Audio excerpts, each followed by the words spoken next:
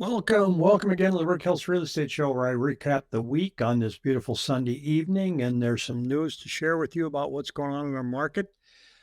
Tiny moves with mortgage rates, but positive if you're a buyer out there, or even sellers are waiting for mortgage rates to come down so that they can make a move. But I don't think it's enough to pull anybody out the fence yet. We're certainly not seeing any movement on sales prices, but asking prices are coming down. And we're going to do a little deep dive in that too. But I have a headline here I want to show, and it says here, Fed's preferred inflation gauge shows price increases accelerated in May. Now, when you scroll down, you go, oh my gosh, what happened? So the core PCE index, which strips out food and energy costs, is closely watched by the central bank, and it rose 2.7 on an annual basis, above the 2.6 economists had expected. So we went up 0.1, and that's accelerating. I don't know. There's always a difference between the headlines and the actual number. The April reading was revised higher to 2.6, was originally reported to 2.5. Did this have much of an impact? Well, not really. As we've talked on here, we've seen that no matter what, it used to be like a year and a half ago, if there was anything that swung either way in the PCE, the markets would react. We saw that the central bank would lower rates by 0.25, and rates actually went up, but they would move. And now it seems like no matter what news is coming out, nothing budges. We're at 6.72. It's kind of in the minimal part, moderately weaker. 6.72 is certainly better than what we were at last week, which I think was 6.89.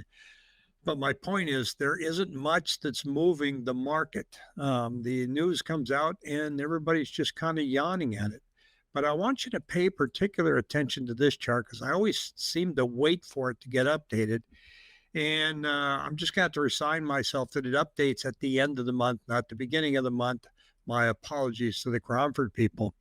This is the Cromford Demand Index and Cromford Supply Index. To me, this is the biggest measurement of supply and demand that we have in our market that's provided by the Cromford people, that shows the direction of house prices. And you can see here that when you see the blue line going in the opposite direction of the red line, the blue line is an inventory number, it's an index. The red line is demand. They're separating at a much larger rate right now. And that means, yes, prices will be coming down. They are coming down and will continue to come down for the next 3 months. Will it get to this level? I don't see how. This here inventory, we got up to 58,000. Are we going to spring at 58,000? I don't see, for me, how that could possibly happen. Going by leaps and bounds right now, when I look at my 7-day moving average right here, I see this yellow line is the yellow bulk area here. This is new listings, and the black line is new contracts. It went up, but it only went up by about 100. This is going to, both of these are going to shrink dramatically over the 4th of July weekend next week. So we may kind of stay a little level here, and then they're just going to fall off the face of the earth, because 4th of July, I believe, is on a Friday. So people are going to be out of town. They're going to be heading out. And we're going to see this little uptick that we're seeing in new contracts fall dramatically. We're going to see new listings fall. Nobody's going to list their homes on the 4th of July. So there's just no point in it, because you're not going to have anybody coming to look at it. And traffic is slow out there. Now, if we look at our chart here, and if you subscribe to my newsletter, you will get this tomorrow morning at 7 a.m. And this shows you, this is an index. The Cromford Market Index for Paradise Valley went up by 15% compared to last week. That simply means that their inventory shrank. Summertime. You're probably getting tired of me saying summertime. Fountain Hills, surprisingly, went down 6%. Everybody else is going down, down, down. Even Chandler and Gilbert, which have kind of been the belle of the ball lately, are sitting right at that balance zone right now. Gilbert is approaching what's called a buyer's market. When it gets down in the 80s, you can call it a buyer's market. Now, for many of you, it does not feel like a buyer's market. You're saying, Rick, you keep sharing this stuff that says buyer's market. And I keep going out and seeing these prices out there that are out of reach. And yeah, buyer's market simply means that there's more inventory than there is contracts, and negotiations are becoming more and more aggressive. You have more of an opportunity to see more inventory. You have more time to think about it, and you can write them offers. Now, people have reached out to me on several occasions this week. Rick, what do you think a good price would be for this house if I were to write an offer? There's no math for that. I wish I could say, well, go 15% off their asking price. You have to go in and you have to look at, and this is what I look at. Well, first of all, how is it priced according to the comps in the area? Are they coming in too hot? How long have they been on the market? If they've only been on the market for a couple of weeks, they're just not going to be in the mood to see any kind of offer that's lower than their asking price. I mean, they're probably expecting a lower offer, but they're not expecting what we would call an insult or a lowball offer. So you're going to have to wait a while before you can shoot those kind across the bow. I know that Jessica said earlier this week that she wrote an offer for one in Maricopa. It had only been on the market for 3 days, and they were asking full price. And they said, nope, full price or nothing. Okay. Well, they have a renter moving out at the end of the month, and they'll probably be more open to seeing lower offers as we get, about a month out, because now you're going to be making 2 mortgage payments. You're going to be making a mortgage payment on your rental that doesn't have a renter in it. So those are the type of factors that you have to consider when you're looking at a house. And so for an agent, the best thing to do is to call and go, what can you tell me about the home? My client is considering a much lower offer than what you've got. Tell me your thoughts about that. Are you open to even seeing one?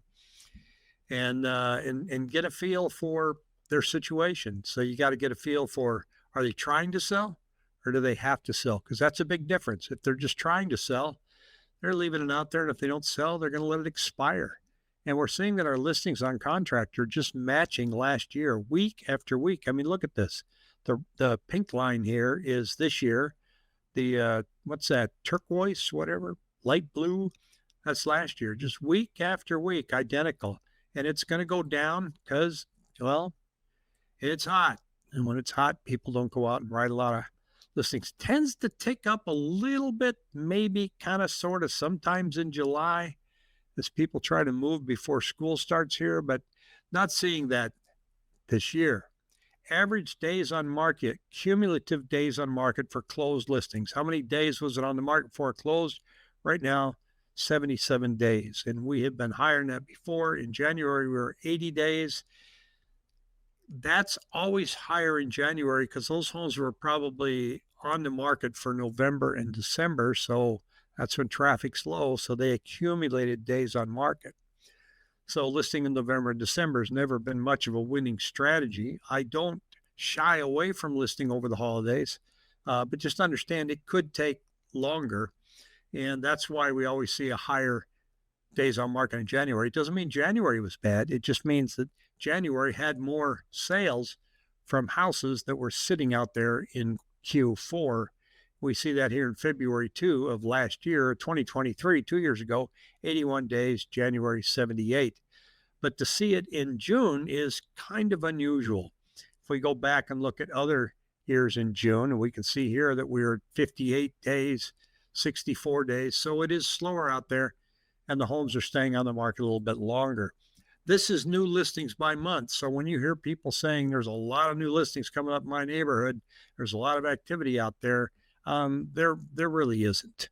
You look here at this number here for June, the red one, 6,232. Now we've got, 3 more days left or 1 more day, but we're considerably below last year's numbers as far as new listings that are coming on.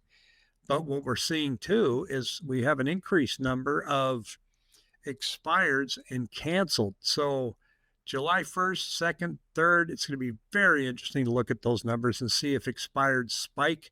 Those of you realtors that like to call expired listings and convince them to list with you, your day is coming. There's going to be a bunch of them coming out. July 1st, July 2nd, that's going to lower the inventory out in the market because we're not going to be compensated by seeing more new listings showing up, enough of them to make up for the cancels and the expireds are out there. So more of the same. I expect September to give us some sense of direction. By September, we're going to say, well, the tariffs really didn't have that much of an impact. Oh, guess what? They passed the bill through the Senate, the Congress. So now we know what they're going to do. And the central bank will be making decisions by September saying, okay, are we going to go up, go down, or stay? There's not going to be a whole lot of guessing. And the bond market is going to have more of a clear direction on where they think rates are going to go. And that's what affects mortgage rates more than what the Fed does. But my point is, I can't tell you if September is going to be busy or slow. I can just say that it's going to be a clear sense of direction, and people are going to say, okay, now I know what I want to do. I may want to sit on my hands for another 6 months. Or looks like things are starting to pick up. I may want to start taking a closer look at listing. I may want to take a closer look and see if there's anything available that fits my price range.